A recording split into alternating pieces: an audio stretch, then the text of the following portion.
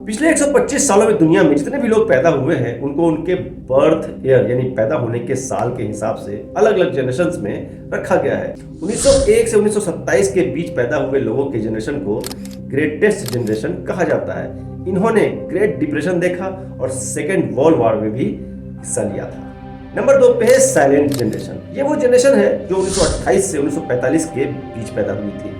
इस जनरेशन ने economic instability इतनी ज़्यादा देखी कि पूरी ज़िंदगी उन पे इसका असर रहा। इस जनरेशन ने हमेशा दब कर रहना ही सीखा, इसलिए इन्हें साइलेंट जनरेशन कहा गया। नंबर 3 पे बेबी बूमर्स।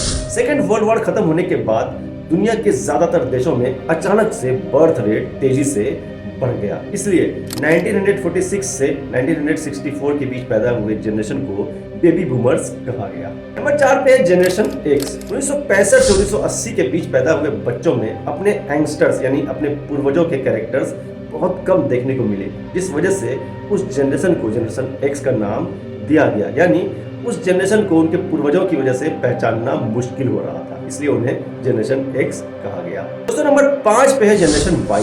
ये वो जनरेशन है जो 1981 से 1996 के बीच पैदा हुई थी। इन्हें मिलेनियल्स भी कहा जाता है क्योंकि ये मिलेनियम यानी 2000 के आसपास बड़े हुए थे।